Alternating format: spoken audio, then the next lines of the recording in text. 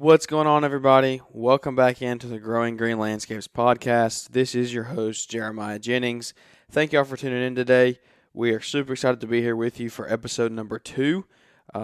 We got out episode number 1 earlier this week, and it went well. I think I ended up with like 25 downloads or something like that. So for me, that's awesome. I mean, I'm not in this to get famous overnight or anything, and I would like to grow the following over time. But hey, 25 in the first couple of days, that's really good for me. I mean, I wasn't expecting even that. So I was happy the way the first episode performed. Hope we got a few subscribers out of it.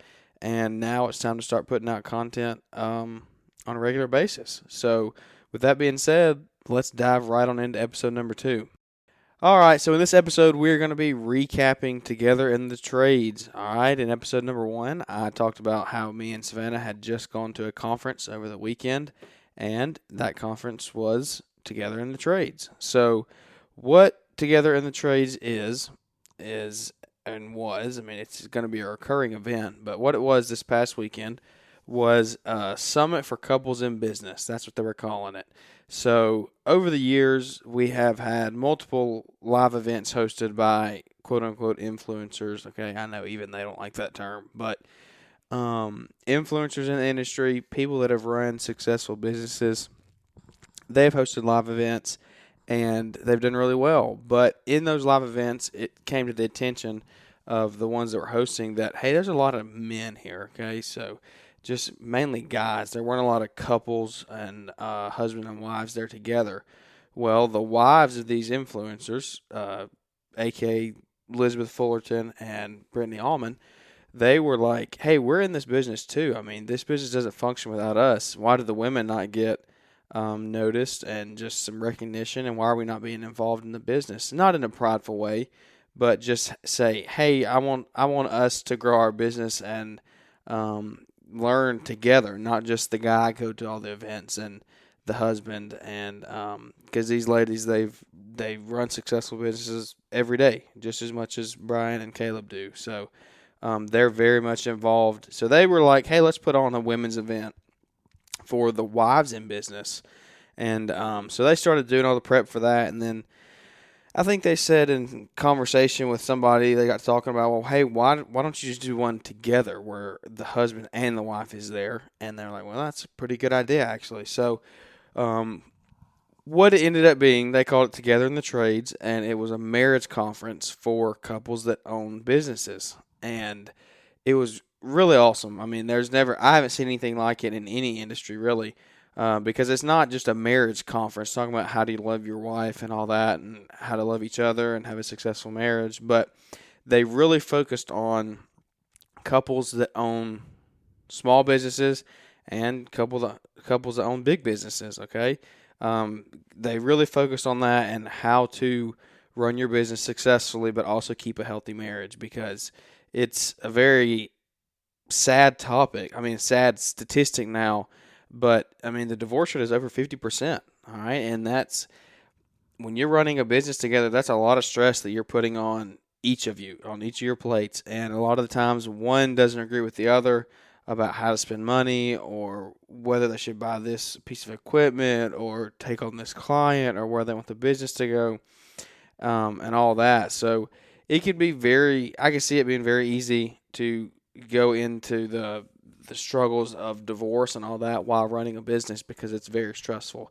So, long introduction to say that's what this conference was over the weekend. It was super, super great conference. I mean, it was the first one that they've had, and they hosted it in Waco, Texas. So it worked out. It was a win-win for the guys because, hey, the guys get to go to a conference and meet people and see equipment, but the girls get to go see Magnolia, Chip and Joanna Gaines, their little empire out there is what I'm calling it. They have figured out how to make money, and they have a really cool thing out at Magnolia and the silos. Really big area. I don't even know what you would specify it as. I mean, kind of an entertainment place, but a shopping place as well, with big silos, and it was really cool. So if you ever get the chance to go out there, definitely go out there because it was awesome. I enjoyed it just as much as Savannah did, and we walked away with a really good candle. Me and Josh Sutton were going back and forth about that, about what we each found out there. He found a T-shirt, and I found a candle. I'm a candle fanatic, but anyway, really good time out there at Magnolia. So, what the conference really was about, I figured we'd just kind of debrief and talk about it for a little bit for those that didn't get to make it. But there was a host of speakers. I think there was six or seven in there. We'll walk through them real quick and just kind of hit the high points of what they were talking about. But it started off with a couple named Brian and Emily Kellett. They own Stump Plants, and they originally started in Ohio, but now they have locations in, I think they said 5 states. No. 3 states with 5 locations, I think. 5 or 6 locations. So they're growing at a pretty steady rate. It is a interior house plant business. It was really cool actually seeing how they started and where they are now. But kind of the topic that they hit on, and all the speakers had a kind of a topic that they wanted to speak about and kind of say, hey, this is what we've learned. How can we help you with this and show you our experiences? So their topic was communication, communication between the husband and the wife in the business, because even though Savannah isn't in the everyday business, we're married, okay? She's not out there running it every day, but we're married, so she has the right to know where our money's going and what equipment am I purchasing and what clients am I taking on and all that, and I'm going to tell her what she wants to know. So if she asks me a question about it, I don't need to get frustrated and say, look, you're not out here, you don't need to know, and get in an argument. I have to learn to tell her, yeah, this is where the money's going.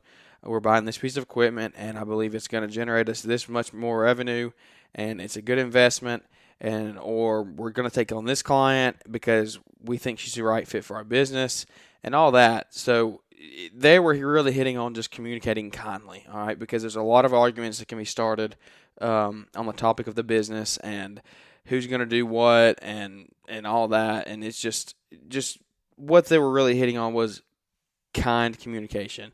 And I couldn't think of two better people to do it. I don't even know them personally, but just the way that they present themselves both on social media and at the event, it was I could see that is a big thing that they put at the top of their priority list in their marriage. So it was really cool to hear from them. That started out the day, and then there was they brought in a couple of professional speakers actually, and the second one was Willard Harley, and he is the author of His Needs, Her Needs. It's a book for couples.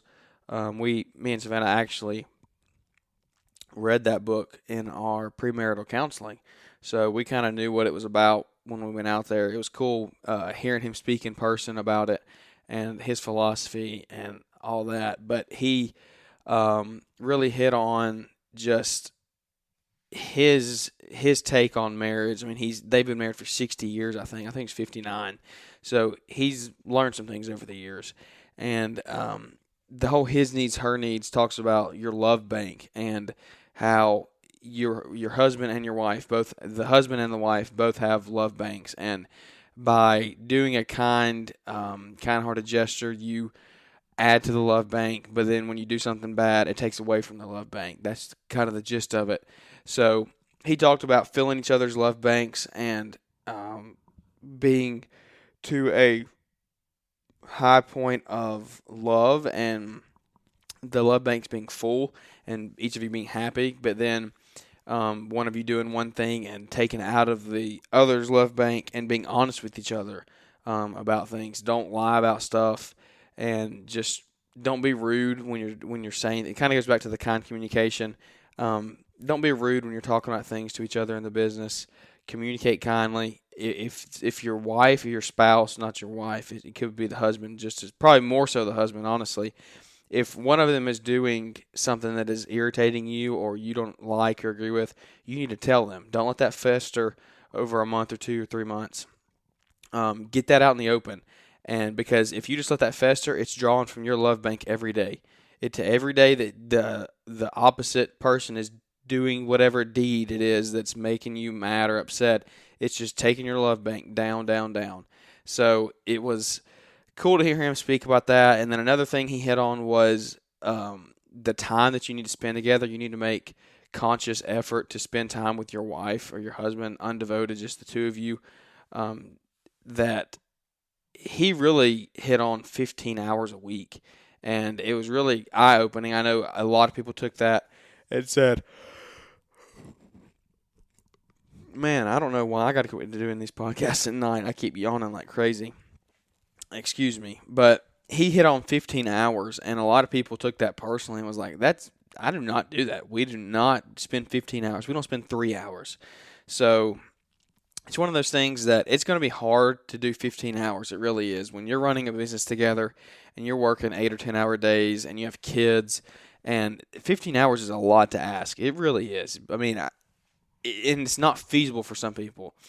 Savannah works 7 on, 7 off. So in our lives, it's physically impossible. The week that she's working 7 on, it's physically impossible for us to spend 15 hours together every day.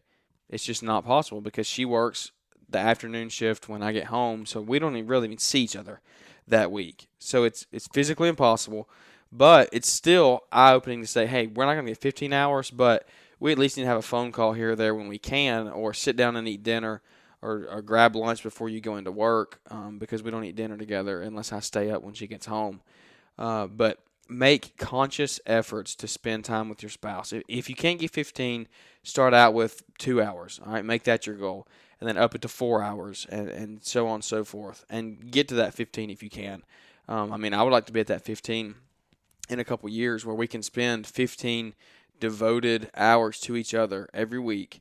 And I really think it really would help your relationship with each other grow and make you fall more in love as time goes on, because that time spent together, not on your cell phones, not talking about business, not talking about kids. I don't even have kids yet, and I can already imagine the stress that brings and the time that it takes to raise, especially multiple at one time. Having multiple 3, 5, and 7 year olds, I can't imagine.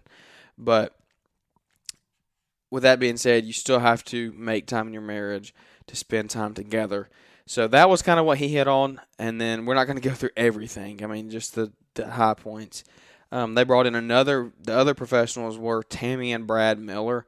They are marriage coaches and counselors. So they started out as a she started out counseling married couples, and she was talking about the difference between counseling and coaching, in that when she started, she was counseling, so she was trying to save marriages. She spent years and years trying to save marriages, and then one day she was thinking, she was like, I'm tired of saving marriages. Why don't we prevent them from getting to this point of needing saving?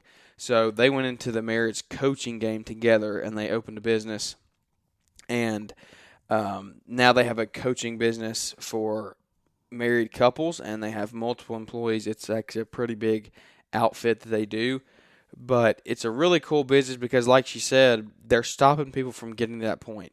When couples sense, oh, we have an issue here, we need to get this fixed, and if they can't resolve it amongst themselves, they can call Tammy and Brad and say, hey, can we set an appointment?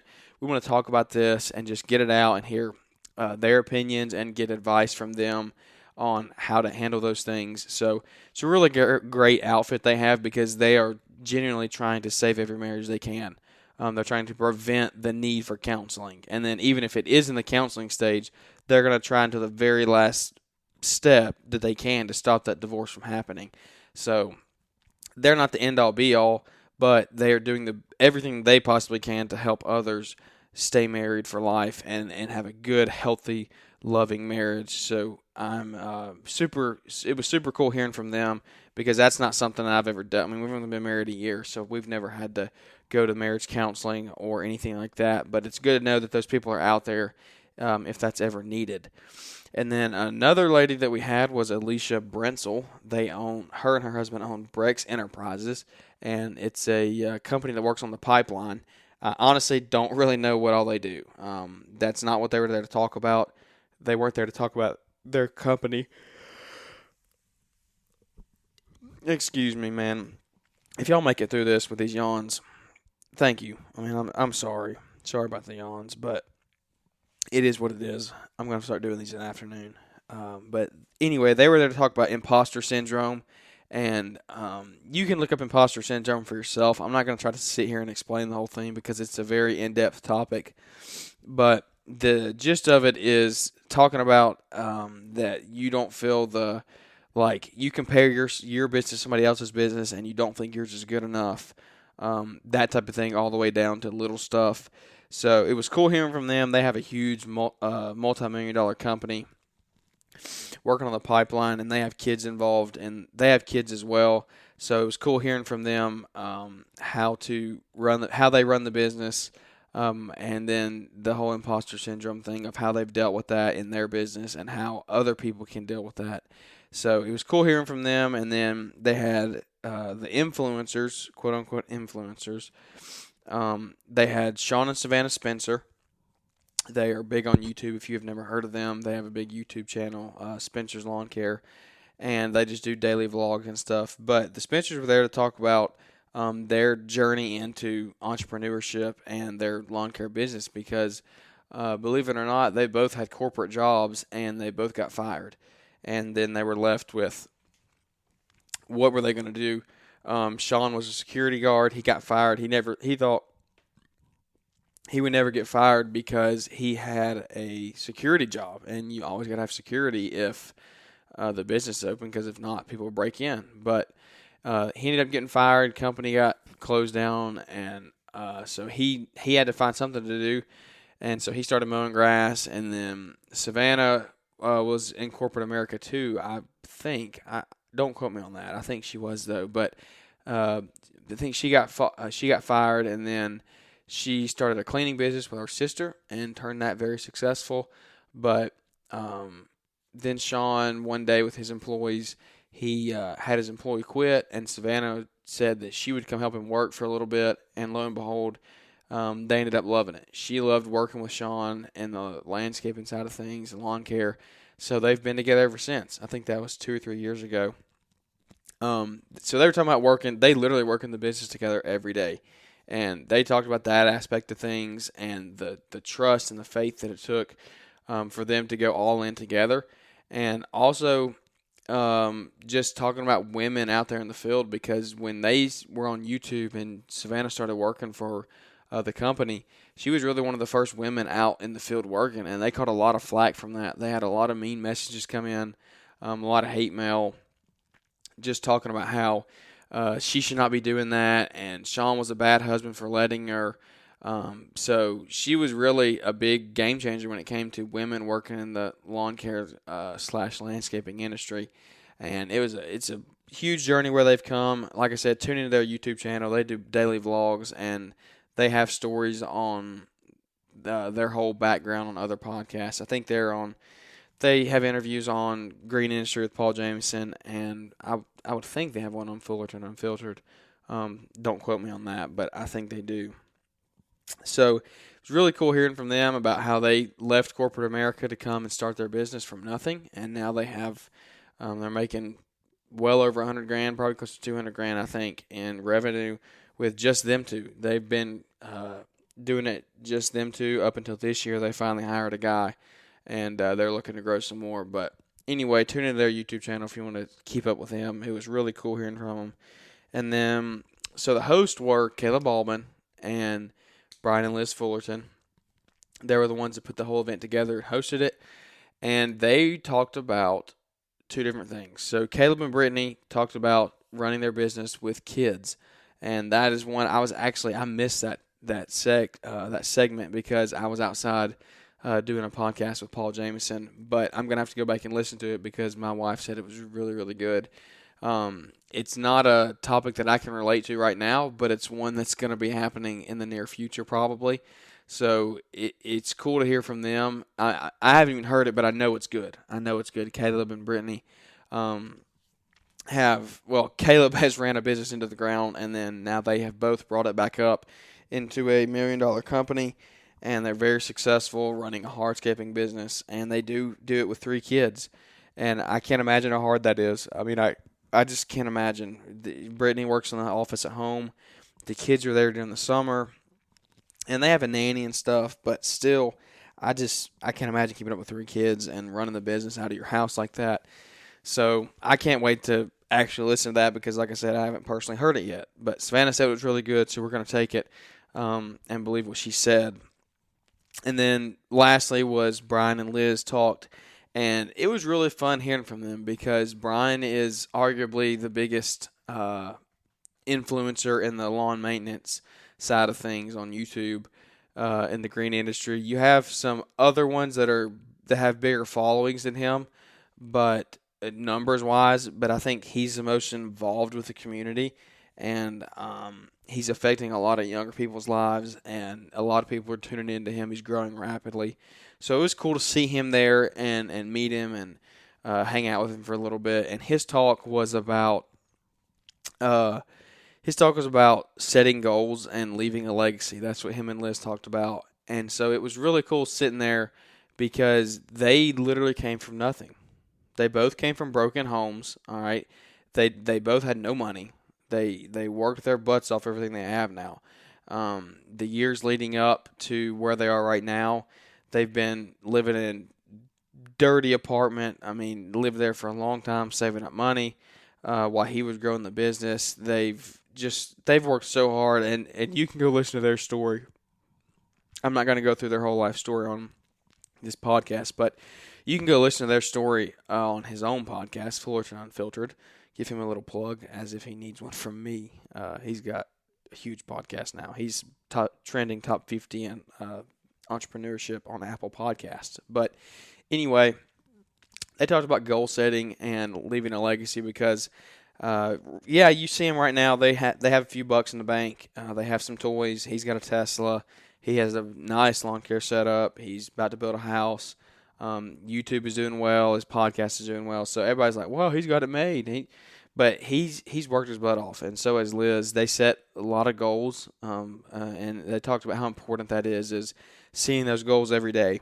And that's something that me and Savannah took away from it and took it personally, that we have to set more goals, both personal in our personal lives and in the business. And it's kind of what I talked about in the first episode, that those goals are, for us, is I want to get Savannah totally in the business. Okay, I want her. I don't want her to have to work full time. I would like to grow the business over the next couple of years, and so we have more than that. Like I said in the last one, we have more than that have not been discussed publicly. But it's one of those things that you need to. They were just talking about how simple it is to get an Expo marker, a $3 marker, dry erase marker, and write it on your bathroom mirror. Look at those goals every day and remind yourself why you're doing this, because when times get tough and you get in arguments and I'm out cutting grass till 8 o'clock at night and your wife Savannah's like, why are you not home? What are y'all doing? What's taking you so long? Why am I sitting home? I cooked dinner for you and you're late. When you're in those tough spots, you can both go to that mirror and say, look, this is what we're doing it for. Okay, you can both agree that this is what we want our life to be. We want to get to this point. We want to do this for our kids. We want to leave this for our kids to take over if they want to. We want to provide this opportunity for our employees to create a job and provide a living for them and their family. All right, you're paying your bills, but also when you get employees, you're helping them. You're helping them in their lives. Okay, not everybody's made to be an entrepreneur and a business owner. There are people that are made to be employees and they enjoy it. So if you have those guys, hey, take care of your employees. Okay, treat them right, pay them a good living wage, and those are just some of the little goals that you're setting along the way of, this is why we're doing this. When times gets tough and you start arguing, you can come together and say, this is why. Look at that mirror. This is why we're doing it. So that was a big thing, goal settings, and then leaving a legacy. Liz talked about how in leaving a legacy, or I think it was Brian that talked about legacy, and Liz talked about goals. But leaving a legacy is not just when you die. All right, you're leaving a legacy every day that you're here. There are people looking up to you at all times. That's what I've heard growing up. I coach basketball. I've been a leader in the church youth group and all that. So I've had people look up to me personally. I still have teenage boys look up to me personally as a basketball coach. But even if you're not in a role of leadership or anything, like, for example, in this podcast.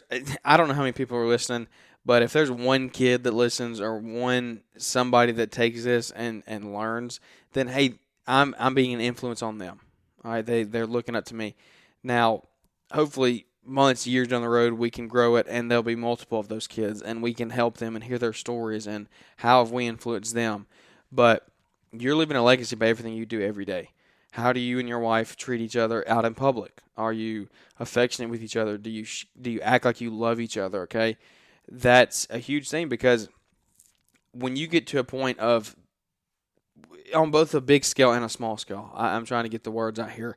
On a small scale of, you have no social media following, you just know your community, you live in a small town, you have friends. Well, if you're out eating at the Mexican restaurant and you're both just sitting on your phones, and when you do look at each other, you have foul looks and you're arguing. And what if there's a young couple sitting over across the table, across the restaurant, and they're watching you? Okay, you might not even see them there, but they're seeing you, and they're like, that's not a healthy marriage. That's not what marriage should be like. You're rubbing off on them in that environment, in that little setting that you had no idea you were even doing. You were rubbing off on them. So you need to be leaving a legacy daily, every day, setting an example and saying, look, when we die, or when people think about us, they think, yeah, they're in love. Okay, they have their challenges. Marriage is hard. It's not easy. They argue some, but they love each other, and they're in this business thing together.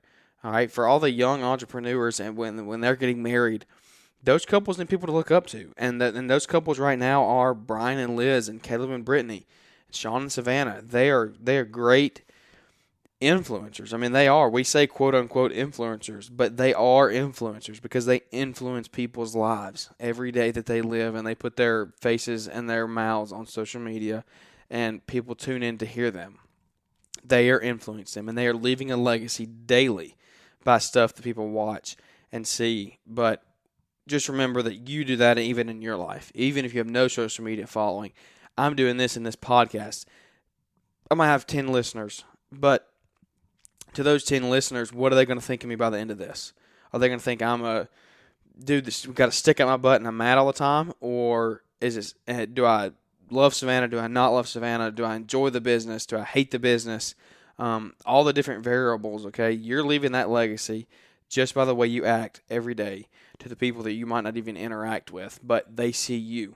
That's what you always heard, character is what you do when nobody else is watching, okay? So character is how are you treating each other when you're in the restaurant and you don't know couples are watching you. That you don't know that they see you, but what are you doing with each other? How are you treating each other in the business? How are you conducting yourself? Not even outside of marriage, even if I'm out in the field every day. It's why we wear nice clothes when we work.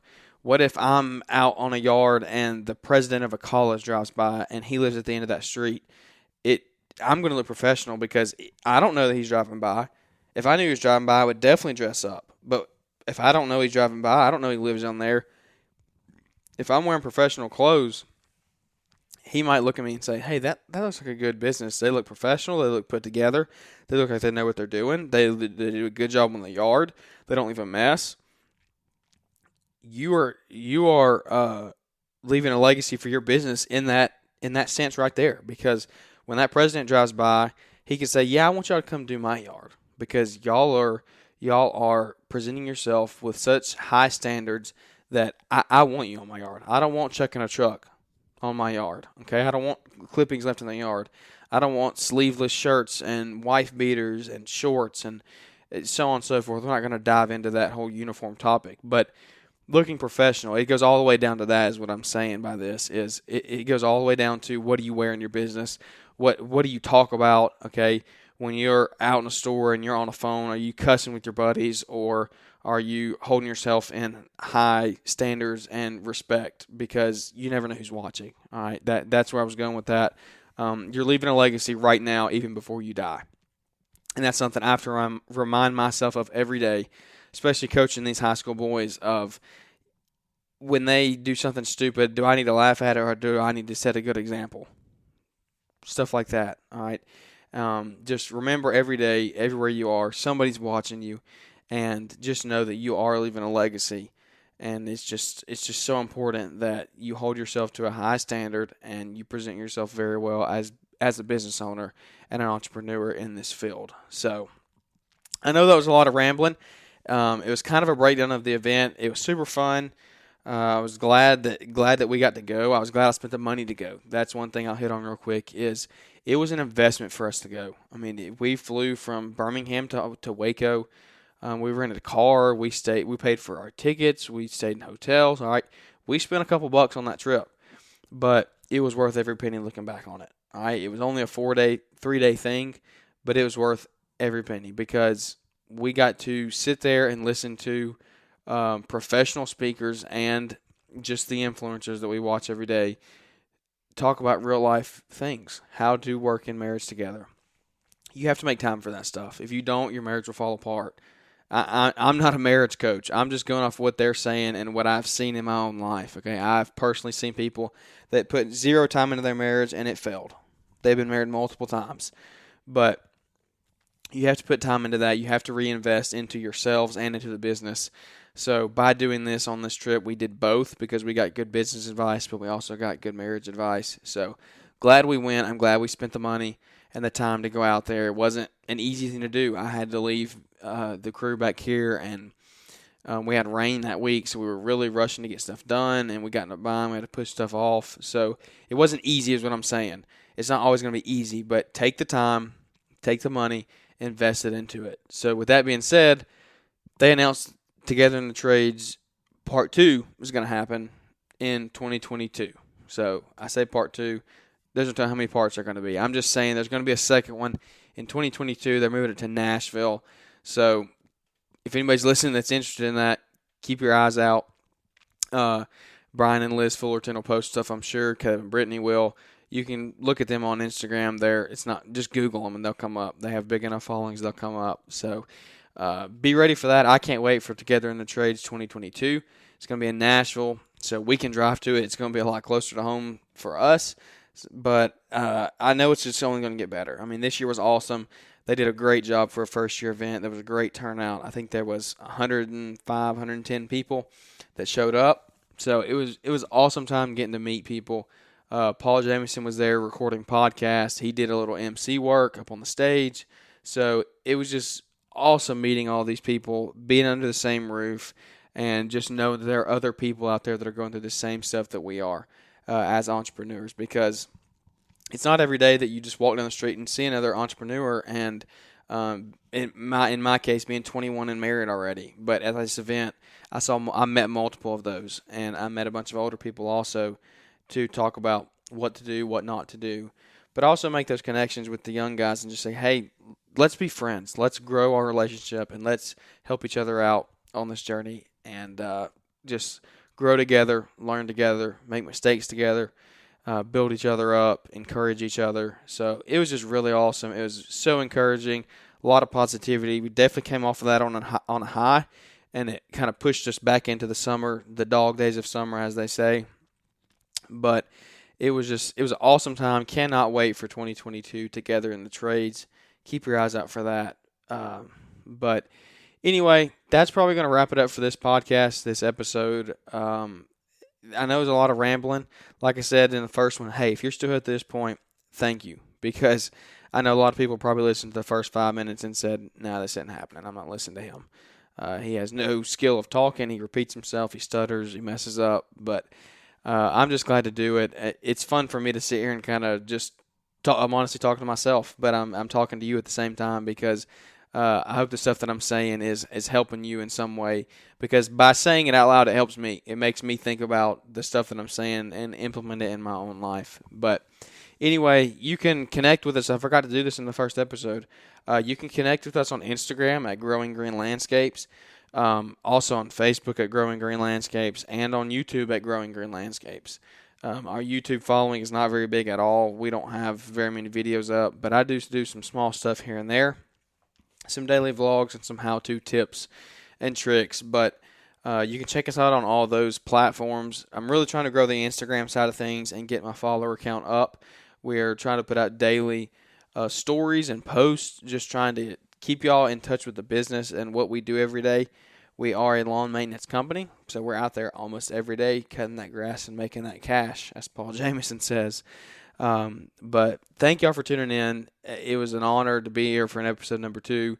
I don't know where the sky's the ceiling with this thing. I'm excited to be here, and I know I'm probably going to get burnt out at some point, but I can't wait. I mean, I want to do a podcast every day now.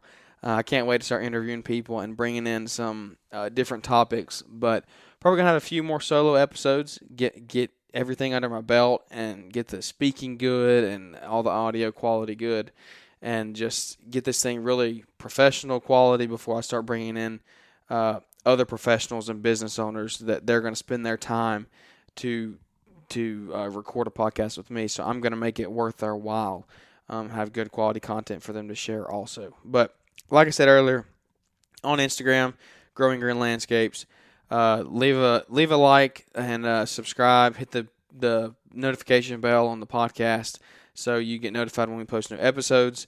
Leave a rating and review, guys. It's not even so much for me. It's just it helps boost the algorithm, all right? It helps iTunes put our show out there. So if you're enjoying it and you think somebody else will enjoy it, share it with your friends. Put it on your story and tag us. We'll repost it on Instagram. But just those ratings and reviews, just the 5-star. That's all you got to do. Push that. If you're going to leave a 1-star, don't leave it. All right, don't leave it. But if you're going to leave a 4 or 5-star, go right ahead and push that button because it's really going to boost the algorithm and let iTunes push our content more and get more people involved and get this thing off the ground and growing. So I'm glad to do an episode number 2. It's an honor to do this thing, and hey, I'm in way over my head, but we're going to take this one day at a time, one episode at a time, and hopefully keep bringing quality content from my mouth to your ears. So anyway, that'll wrap this one up. We will catch y'all on the next one.